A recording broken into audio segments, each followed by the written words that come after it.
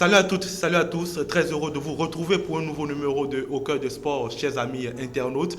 Au cœur de sport qui sera donc largement consacré au basketball. Vous le savez, la fédération a lancé depuis peu la Super League de cette discipline qui est donc l'équivalent du championnat d'élite en ce qui concerne notre pays. Et puis, ça fait déjà 2 journées que se déroule cette Super League. On fera donc le débrief des différents résultats qu'on a enregistrés jusque là. Et puis, on parlera aussi des innovations apportées à cette Super League. On retrouvera dans un instant le président Ismaïl Onifale de la Fédération béninoise donc de basketball qui nous édifiera à ce sujet. Et puis pour parler justement de tout ceci, on reçoit Christian Kenom. Il est l'entraîneur de Renaissance Basketball Club. Il nous a fait donc l'amitié de venir nous parler justement de cette Super League.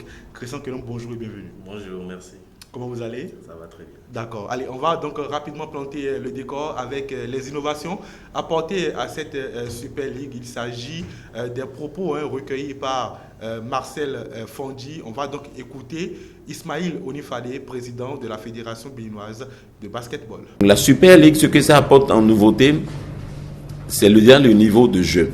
C'est les meilleures équipes, disons l'élite, les meilleures et qui ont pu répondre aux critères que nous avons mis en place ensemble avec les associations. Et les critères déjà, c'était, il y a le niveau de jeu, il fallait être qualifié pour les phases finales 2018-2019. Et le deuxième critère, c'est qu'il fallait pouvoir mettre en place une assurance pour les joueurs. Chaque club doit mettre en place, doit pouvoir nous fournir un récépissé d'assurance pour les joueurs. Contrairement à ce qui se fait dans les autres catégories, c'est la fédération qui s'occupe d'une assurance générale, qui est une assurance quand même, pas de la même facture que ce que nous demandons aux équipes qui doivent jouer la Super League. Et ce qui a été fait de toute façon par tous ces clubs qui se sont engagés. La deuxième chose, c'est qu'on doit pouvoir avoir un terrain de bonne qualité ou alors la Fédé s'arrange pour aménager et mettre aux normes le terrain de la région. Les équipes qualifiées pour la Super League doivent recevoir les autres équipes sur leur propre terrain. L'organisation et puis le déplacement. Partir de Cotonou, par exemple, pour aller jouer à Parakou. Quitter Parakou pour venir jouer à Cotonou, c'est à la charge et dans le budget de ces clubs. Ce que nous avons fait cette année, pour l'instant, c'est qu'on a essayé d'identifier des hôtels. Par exemple, à l'intérieur, pour une équipe qui part de Cotonou, qui va à Parakou, on a essayé d'identifier des hôtels qui puissent les accueillir à bons frais et en sécurité. Pour ce qui concerne le transport, c'est pareil.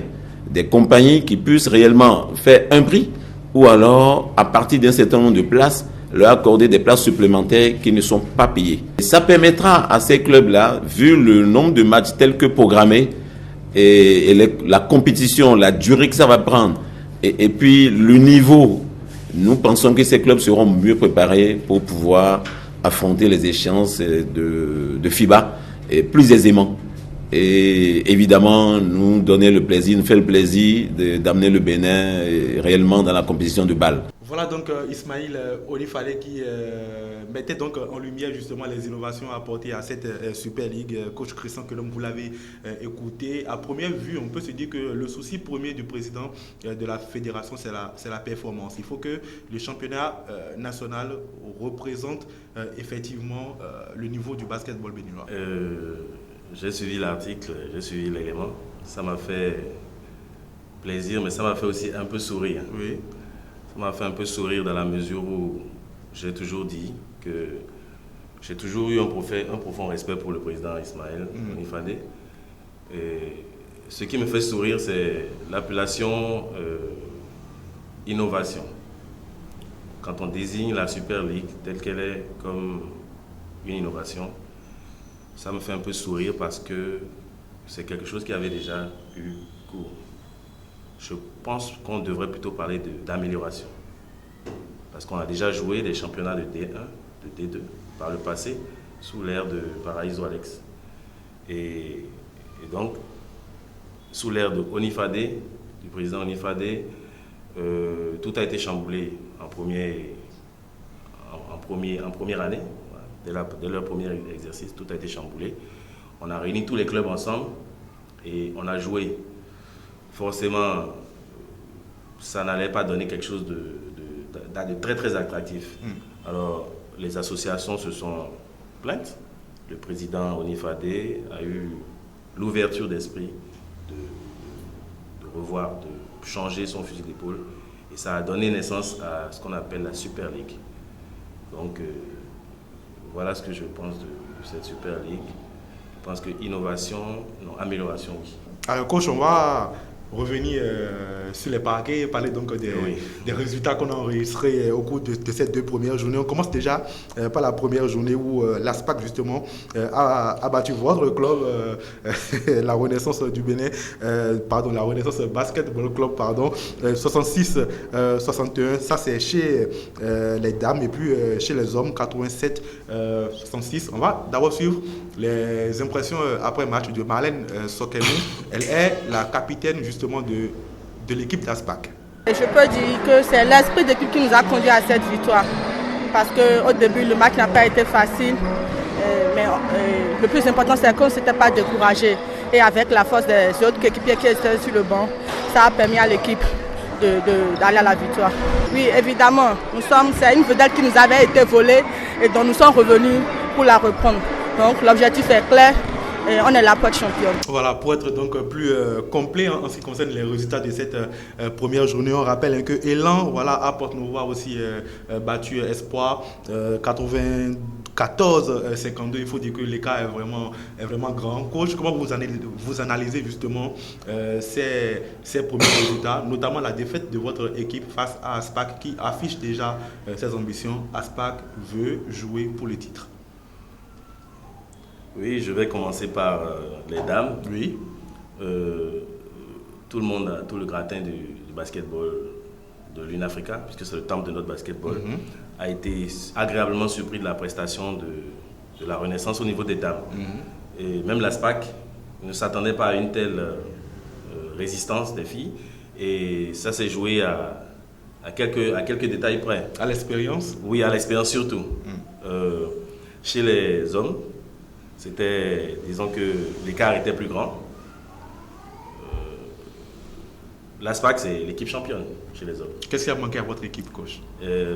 Les joueurs n'ont simplement pas respecté les consignes.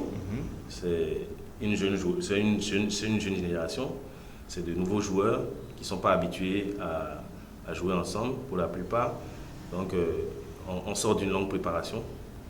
Et ils n'ont pas respecté les consignes. Sinon, physiquement, ils étaient bien.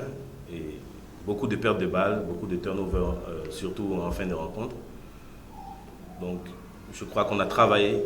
On a beaucoup travaillé sur ça. Et le match qui a suivi me donne raison. Mais toujours, encore ces erreurs-là de naïveté. Et donc, voilà. Donc, on en vient donc justement à la deuxième journée. Et puis là, on a eu l'entrée en lice de Énergie chez les dames. Énergie qui a donc pris le dessus une fois encore sur la Renaissance 64-45. Oui. Énergie Dame, l'équipe championne en titre. Oui. Elle défendait son titre. Les joueuses expérimentées. Il y en a quelques-unes qui sont parties, mais ça n'enlève rien à la qualité de l'équipe. Bien sûr. La Renaissance, toujours dans son rôle d'outsider, continue son petit bout de chemin. Je ne peux pas le prédire, mais je suis sûr que d'ici la fin de cette Super League, beaucoup de choses vont se passer. Allez, on en vient donc à votre équipe. Deuxième sortie, deuxième défaite. Malheureusement, là, vous avez perdu, même si l'écart il est un tout petit peu réduit, 61-67 face à Elan de Porto-Novo. Oui, Elan, le vice-champion. Toujours ces problèmes de perte de balles et de mauvais choix individuels de la part des joueurs. J'ai été satisfait quand même de la présence physique des joueurs. J'ai été satisfait par leur engagement. Oui. Et ça s'est joué à des détails près. Le vice-champion a douté. C'est un championnat en phase aller et retour. Et donc ça laisse présager meilleur. D'accord. Pour la suite. Mais j'ai l'impression que vous mettez plus en avant les défauts de vos joueurs que peut-être vous-même votre discours peut-être qui ne passe pas, je ne sais pas trop. Non, ce n'est pas ça, Déjà, quand l'équipe va bien, Oui. c'est que les joueurs sont extraordinaires, exceptionnels. Et quand l'équipe va mal, c'est que le coach est mauvais. En général, c'est ça. Donc, moi, j'essaie de ne pas trop focaliser sur les acquis ou ce qui est bien. Je focalise surtout sur ce qui est mauvais. Et c'est ça que j'essaie de corriger. Alors, quand tout va bien, je préfère ne pas en parler. Je laisse les autres en parler. Mais ce qui ne va pas, je préfère me concentrer sur ça. Allez, on va donc se projeter sur la prochaine journée. Vous voyagez, vous quittez donc vos bases. Cotonou, vous allez à Parakou pour aller défier l'ASPAL. Comment justement vous préparez cette rencontre? Oui, l'ASPAL, pour moi, c'est l'attraction. C'est l'ASPAL qui fait en fait, pour moi, cette Super League-là. C'est la présence, la participation de l'ASPAL. Parce que l'ASPAL, c'est un club de Parakou. Et pour la plupart, c'est des jeunes joueurs que j'ai côtoyés. C'est une très jeune équipe, mais ils sont très véloces. Pour la plupart, je les ai eus dans des camps de basketball, je les ai observés, je leur ai donné des conseils à certains, et je les ai vus évoluer. Et j'ai aimé la manière dont ces jeunes-là évoluent, depuis les équipes nationales de jeunes catégories jusqu'à arriver dans le championnat d'élite. Alors l'ASPAL a réussi la saison passée à se glisser dans l'élite du basketball béninois. C'est pas anodin. C'est à souligner.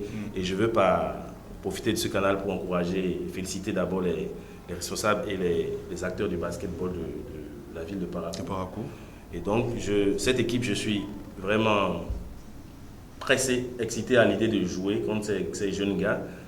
Et ça va donner forcément du bon basket parce que j'ai aussi de mon côté, une jeune génération de joueurs. C'est vrai qu'ils ont leurs lacunes, mais ils ont aussi beaucoup de qualité. Et c'est le cas de l'équipe d'ASPAL aussi. Donc ce croisement-là va donner forcément quelque chose de bon pour notre basket. Voilà, on espère donc que vous serez gagnant justement à l'issue de cette troisième journée au niveau de Parakou. C'est tout ce qu'on peut vous souhaiter. Coach, on est déjà à la fin de cette émission. Qu'est-ce que vous direz pour votre mot de la fin?